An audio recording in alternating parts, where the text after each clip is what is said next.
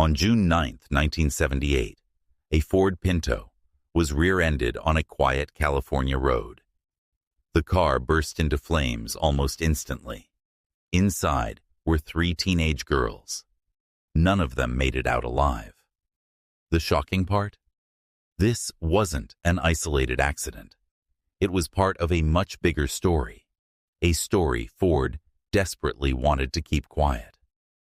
And before we dive in, I want to say this. Sometimes the smallest corporate decisions can change, or even end, thousands of lives.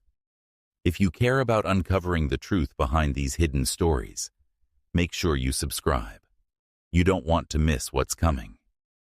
You see, throughout the 1970s, reports of Ford Pintos catching fire kept piling up.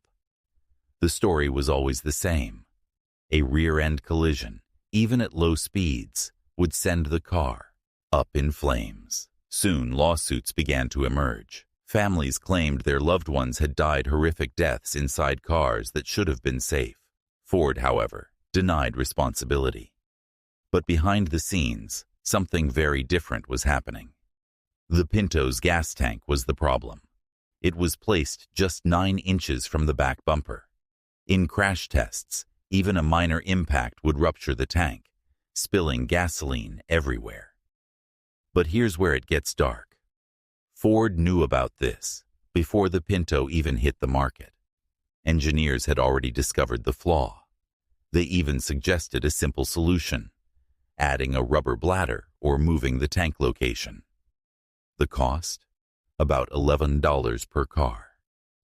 So why didn't Ford fix it? A secret memo later revealed the answer.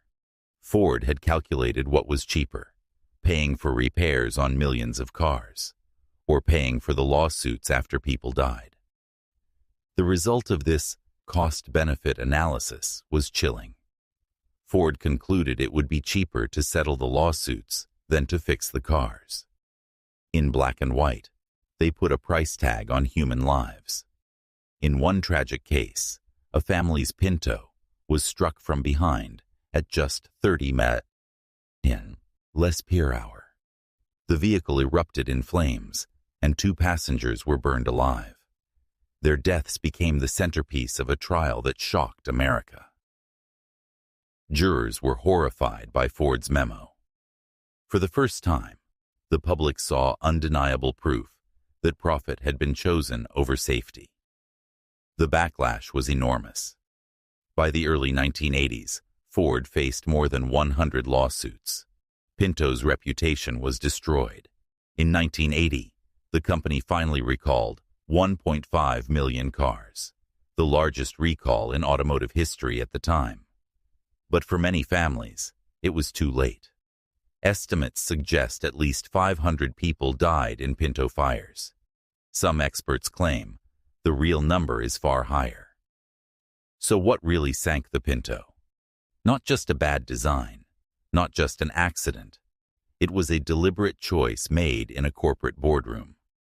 A choice that valued money over lives. The Pinto is now remembered not just as a dangerous car, but as one of the most infamous scandals in corporate history.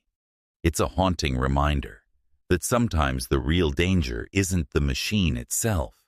It's the people making the decisions behind it.